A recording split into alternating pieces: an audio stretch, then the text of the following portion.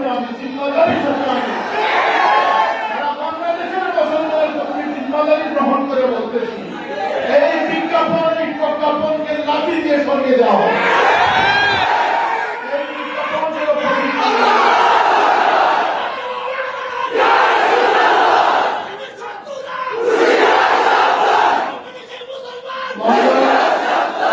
মঙ্গল শোভাযাত্রা আমাদের সংস্কৃতির অঙ্গ। এটা বলা হয় নাস্তিকদের পক্ষ থেকে।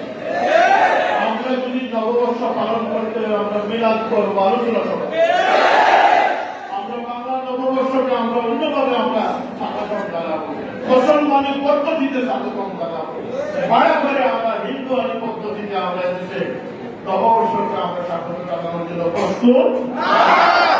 আমি জিম্মাদারি দায়িত্বশীলতার সাথে বলতেছি, সরকার, জনগণ, দায়িত্বশীল শিক্ষা মন্ত্রণালয় সকলের উদ্দেশ্যে বলতেছি, এই প্রজ্ঞাপন রুদ্ধ করা হোক, বাতিল করা হোক।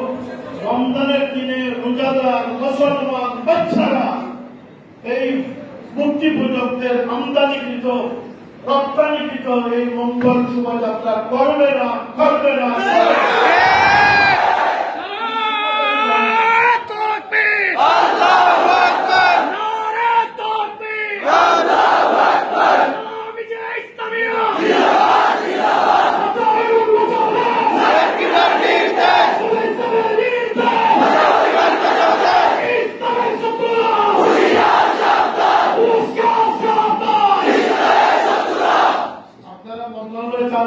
শিক্ষামন্ত্রী, শিক্ষামন্ত্রী, আমি জানি না কে কোথায় বসেন, আপনারা অনুদানের জন্য প্রজ্ঞাপন দিবেন, আপনারা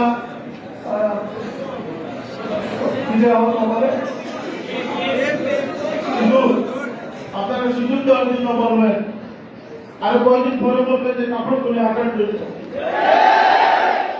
আর কয়েকদিন পরে বলবেন যে কুকুরের সাথে লিভিং টুগেদার করার জন্য। আপনাদের এই বাংলাদেশের সাথে জনগণ একমত না। জনগণের মাথা এখনো ঠিক আছে, এই দেশের ৯২% মুসলমানের ৯২% রোজাদার অবস্থায়। এই দেশে এই পাগলামি সাগলামি চলবে না। কোনো পাহাড় জঙ্গলে যাদের কাজ আছে তারা চলে যান। অনুদানী বাংলাদেশে কখনো এই মঙ্গল শোভাযাত্রা হবে না। যদি হয় তাহলে আরেকবার বদরের যুদ্ধ অনুষ্ঠিত।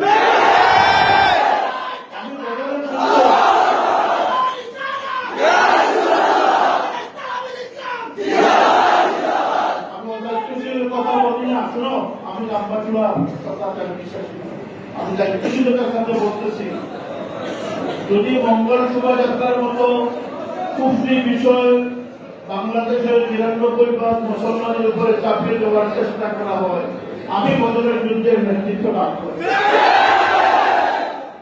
পারলে আমাকে রুখে দাঁড়িয়ে, পারলে আমাকে রুখে দাঁড়িয়ে।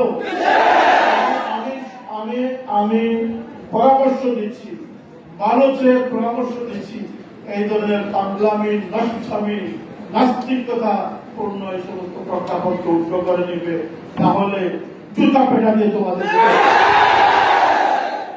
আমি লম্বা কথা বলি না, আমি জিম্মাদারির সাথে যা বলেছি সব কথা বলেছি। আমাদের কথা দেখলেই তো করছি না বদলের